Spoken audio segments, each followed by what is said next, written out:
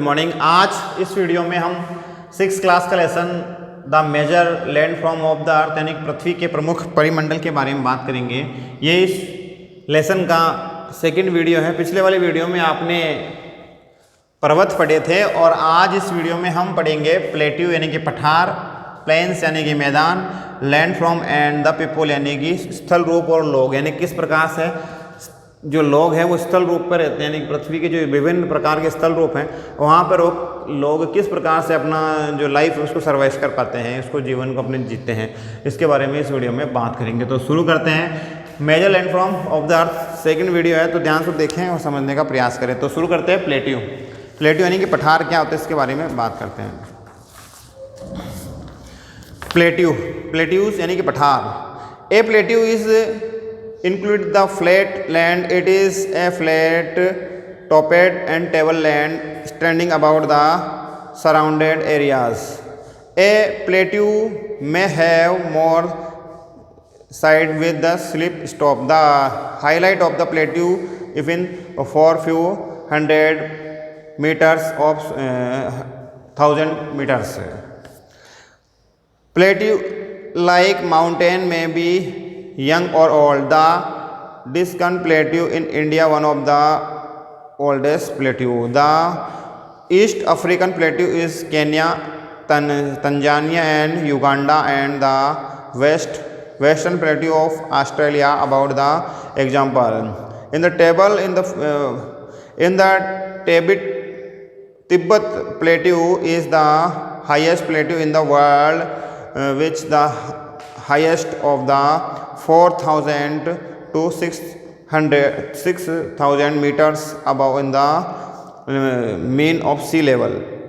Plateaus are very useful because they are rich in the minerals deposit. As a result, many of the living in the areas in the world or are located in the plateaus areas. American Plateau is a famous of the for gold and diamond mining. In India's Hague research of the iron, coal and minerals are found and the Chittor छोटा Nagpur plateau, छोटा नागपुर का जो पठार है इसके बारे में बात की गई। In the plateau areas there are be several waterfall as the river fall on the great highest in India, the Hindra Fall and the Chota Nagpur, the rivers and the Jog Fall, one Karnataka is example for the such waterfall. The lava plateau are rich in the back soil and in good may the plateau have since spot and are the great of the tourist यानी कि जो पर्यटन स्थल है इसके लिए भी जो प्लेट्यू हैं उनका महत्वपूर्ण योगदान माना जाता है। तो प्लेट्यू क्या होते हैं? प्लेट्यू जो है पठार है, पठार को हिंदी में पठार कहा जाता है। हिंदी में प्लेट्यू यानी कि पठार क्या होते हैं? पठार किसे कहते हैं? पठार उठी हुई भूमि और सपाट भूमि होती है, यानी कि धरातल जो मैदान पृथ्वी का जो धरातल है उससे सामान्य धरातल से ऊपर उठी हुई भूमि को हम क्या कहते हैं? अर्थ को प्लेट्यू कहते हैं। ये आसपास के क्षेत्रों से अधिक उठावा होता है तथा इसका ऊपरी भाग मेज के समान सपाट होता है, यानी कि इसका भाग जो है वो ऊपर से उठावा होता है और मेज के समान क्या है? ऊपर से सपाट होता है। जमीन से मुख्य जमीन से धरातल से क्या ऊंचा होता है, इस तरीके से देख सकते हैं। ये धरातल है, इस तरह से इस तरह से ये पठार हो सकता है, यानी कि ऊपर से ये समतल होता है यहाँ से और ज़मीन से बहुत ऊंचा होता है, यानी अर्थ से बहुत ये ऊपर होता है। किसी पठार के एक या एक से अधिक किनारे होते हैं जिसमें खड़े ढाल होते हैं, यानी कि ढाल बहुत तीव्र ढाल होते हैं। पठार की ऊंचाई प्राय कुछ 100 मीटर से लेकर कई हज़ार मीटर तक हो सकती है। पर्वतों की तरह पठार भी नए या पुराने हो सकते हैं। भारत में दक्कन का पठार इसका उदाहरण है। दक्कन का पठार है जो सबसे पुराने पठारों में से एक माना जाता है। दक्कन का पठार, दक्कन का पठार ये भारत में सबसे प्राचीन पठारों में से एक माना जाता है। दक्कन का पठार of the plateau of the Deccan, Deccan का पठार। केन्या, तंजानिया और युगांडा का पूर्वी अफ्रीका का पठार, ऑस्ट्रेलिया का पश्चिमी पठार इसी का उदाहरण है। विश्व के सबसे प्राचीनतम ये पठार माने जाते हैं। विश्व के सबसे प्राचीनतम पठारों में भारत का भी एक पठार है, दक्कन का पठार है, और तंजानिया, युगांडा और केन्या ये भी क्या, इनके पठार क्या है, सबसे प्राचीनतम पठारों में से एक माना जाता है। तिब्बत का पठार विश्व का सबसे ऊँचा पठार है, जिसकी ऊँचाई समंदर तल से 4000 मीटर से 6000 मीटर के आसपास बताई गई। 4000 ऑफ द अर्थ। पठार इज़ वेरी यूजफुल, पठार बहुत ही उपयोगी होते हैं जीवन में।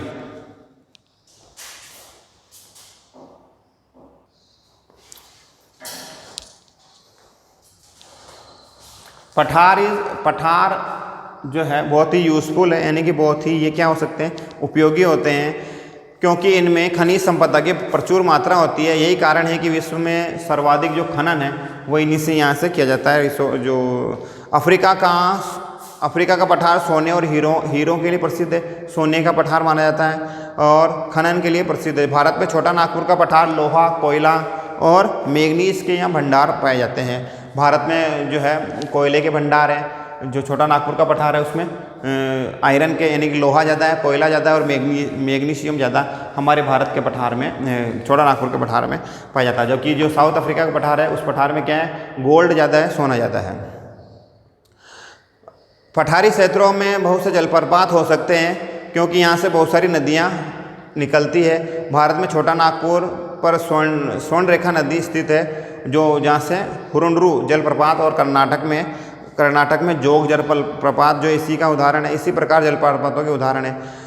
लावा में जो पठार होते हैं वो लावा के बने होते हैं, यानी कि लावा क्या है, ज्वालामुखी, यानी कि जो भी ज्वालामुखी होते हैं, अर्थक्वेक, उनसे जो ज्वालामुखी निकलता है, यानी कि भूकंप ज्वालामुखी उससे निकलते हैं, उनसे जो लावा है उन लावा से बने होते हैं और ये ज़्यादा उपजाऊ होते हैं। इनकी मिट्टी उपजाऊ होती है। काली मिट्टी की प्रचुरता यहाँ पाई जाती है, जो खेती के लिए सर्वाधिक उपयोगी होती है। कई पठारों में स्मरणीय स्थल भी होते हैं, यानी कि रमणीय स्थल होते हैं, यानी घूमने के लिए लोग जाते हैं पर्यटन स्थल पर, ये पठारों पर, तो वो भी क्या है, एक पर्यटन को बढ़ावा देता है। इससे देश की जो इकोनॉमी है उसमें सहायता प्राप्त योगदान होता है।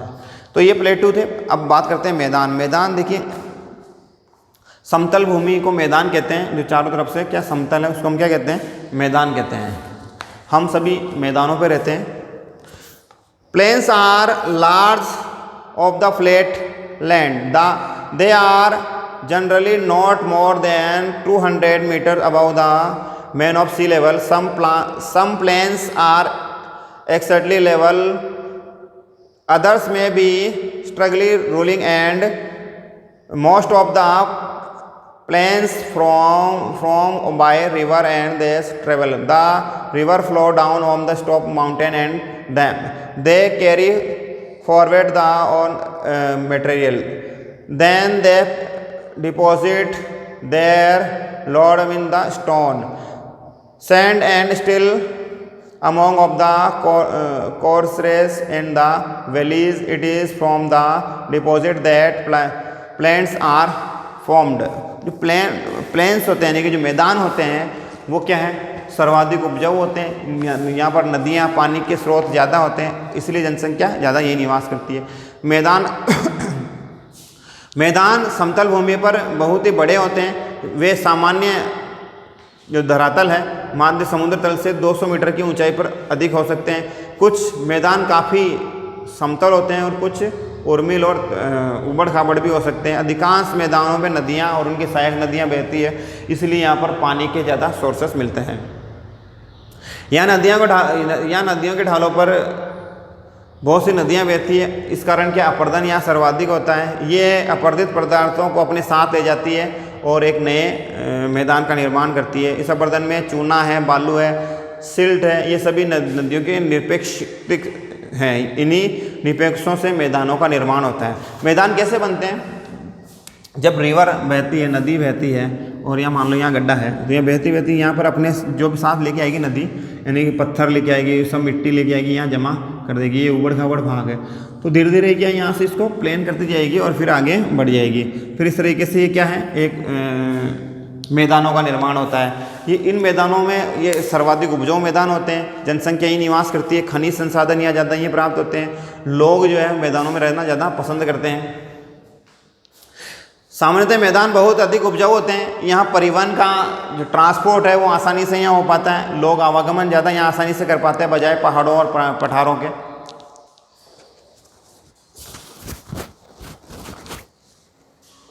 पहाड़ों में लोग क्या आसानी से आवागमन नहीं कर पाते हैं, पठारों में तो मैदानों में ज़्यादा आसानी से ट्रांसपोर्ट हो पाता है, यातायात के सुगम साधन यहाँ प्राप्त होते हैं और इसलिए ये मैदान विश्व में सबसे अधिक उपजाऊ वाले मैदान होते हैं।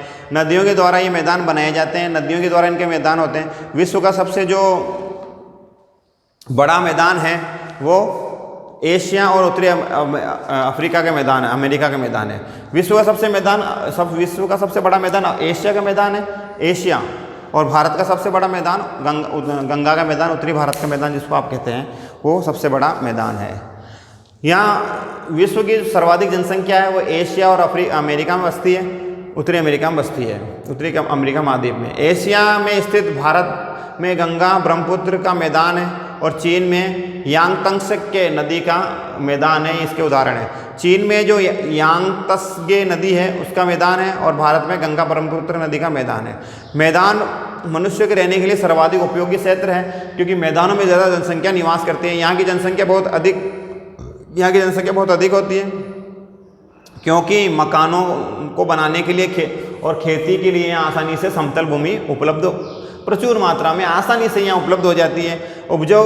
उपजाऊ मिट्टी के कारण यह भाग खेती के लिए सर्वाधिक उपयोग होता है, यानी कि मैदान जो है यहाँ पर उपजाऊ मैदान होते हैं, इस वजह से क्या खेती के लिए सर्वाधिक उपयोगी मैदान यही है। और इसके साथ साथ भारत में गंगा का मैदान देश के सबसे अधिक जनसंख्या वालों क्षेत्रों में से एक माना जाता है। अब मैदानों में जनसंख्या क्यों निवास करती है? क्योंकि यहाँ पर ट्रांसपोर्ट के साधन ज़्यादा हैं, खेती का आसानी से की जा सकती है, लोगों को सुविधा ज़्यादा यहाँ पर होती है। यहाँ पानी के सोर्सेज ज़्यादा आसानी से लोगों को मिल जाते हैं। यहाँ पर जो भी सुविधाएं हैं वो आसानी से प्राप्त हो जाती है बजाय पहाड़ों और ऊबड़ खाबड़ मैदानों के मुकाबले में आसानी होती है मैदानों में रहने से। इसलिए विश्व की जो जनसंख्या है वो जनसंख्या मैदानों में निवास करती है बजाय पठारों और पर्वतों के मुकाबले में। यानी कि जो पर्वत होते हैं, माउंटेन एंड प्लेट्यूज पर जो जनसंख्या है वो कम निवास करती है, मैदानों में ज़्यादा लोग रहना पसंद करते हैं। इसका कारण आपको मैंने बता दिया। अब बात करते हैं land form and the people, यानी कि स्थल रूप और लोग, यानी किस प्रकार लोग हैं वो स्थल रूप में रहते हैं। देखिए, इसको समझने से पहले एक बार फिर से हम प्लेट्यू और प्लेन्स को समझ लेते हैं। देखिए, प्लेट्यू क्या है? प्लेट्यू आपने समझा, हम पढ़ रहे हैं major landform of the earth, यानी कि पृथ्वी के प्रमुख स्थल रूप आप पढ़ रहे हैं। पृथ्वी के प्रमुख स्थल रूप में आपने पढ़ा माउंटेन, पर्वत पढ़े। पर्वत किसे कहते हैं? जो धरातल, सामान्य धरातल होते हैं उससे ऊंचे भाग को हम क्या कहते हैं? पर्वत कहते हैं। पर्वत जो है नदियों के उद्गम स्थल हो सकते हैं। पृथ्वी की सतह से यह प्राकृतिक रूप से बहुत अधिक ऊंचे होते हैं और पर्वत का जो शिखर है वो इस प्रकार से होता है, यानी कि नीचे से चौड़े होते हैं, ऊपर से आकृति इनकी त्रिभुजाकार होती है। और ये आसपास के क्षेत्र में अधिक ऊंचे होते हैं और कुछ बादल पहाड़ों को भी टच करते होते हैं। ये यहाँ की जलवायु जो है वो ज़्यादा ठंडी होती है, यहाँ पे पढ़ रहे हैं, ठीक है। विश्व का सबसे जो प्राचीन पर्वत है वो कौन सा है? विश्व का सबसे ऊंचा पर्वत माउंट एवरेस्ट है, जो पृथ्वी के धरातल से उसकी ऊंचाई कितनी है? 8,848 मीटर है। 8,848 मीटर है। ये क्या है? हमारे विश्व का सबसे ऊंचा पर्वत है, उसकी है ऊंचाई है। इसी तरह साउथ अफ्रीका का सबसे ऊंचा पर्वत किलिमंजारो है। पर्वत दो प्रकार के होते हैं, वलित मोड़दार पर्वत, यानी कि जो अरावली पर्वत है वो वलित पर्वत है, जो क्या है कठोर पर्वत है, और दूसरा होता है ब्रह्मंसो पर्वत, यानी कि जो किसी भी ज्वालामुखी के, जिसको आप फोल्ड पर्वत कहते हैं, जो किसी भी चट्टानों के टूटने से बनता है। तो ये दो प्रकार के पर्वत होते हैं, ज्वालामुखी के कारण ये बनते हैं। पठार आपने पढ़ा, पठार जनसंख्या का सब जो ऊपर सपाट भूमि होती है उसको हम पठार कहते हैं। यहाँ पर ये सामान्य धरातल से कहीं ऊंचे हो सकते हैं ये भी, और सर्वाधिक उपजाऊ होते हैं। इनका निर्माण ज्वालामुखी उद्गार से होता है, लावा के कारण इनका निर्माण होता है। भारत में जो सबसे ऊंचा पर्वत पठार है वो कौन सा है? वो छोटा नागपुर का पठार है। और विश्व का सबसे ऊंचा पर्वत कौन सा है? साउथ अमेरिका का, अमेरिका में है। युगांडा है, तंजानिया, केनिया, इनके सबसे ऊंचे पर्वत है। मैदान हमने पढ़े, जनसंख्या मैदानों में निवास करती है क्योंकि ये सबसे समतल भूमि होती है, उपजाऊ भूमि होती है। लोग यहाँ पर ज़्यादा रहना पसंद करते हैं क्योंकि यहाँ पर आवागमन के साधन और रहने बसने के लोगों को आसानी से सुविधा होती है। इस वजह से लोग यहाँ क्या करते हैं? ज़्यादा रहना पसंद करते हैं। तो सर्वाधिक उपजाऊ होने के कारण हम क्या करते हैं? मैदानों में रहना पसंद करते हैं। मैदानों में ट्रांसपोर्ट के आवागमन ज़्यादा हो जाते हैं। यहाँ पर नदियाँ, झील, झरने, पानी के सोर्सेस ज़्यादा हैं। इस वजह से क्या है? यहाँ पर लोग रहना ज़्यादा पसंद करते हैं। तो इस वीडियो में आपने ये जाना, तीनों चीज़ें आपने पढ़ी। आप 6th क्लास का लेसन जो है major landform of the earth पढ़ रहे हैं। तीनों चीज़ों में से ये 3 चीज़ आज हमने, 2 चीज़ आज हमने पढ़ी।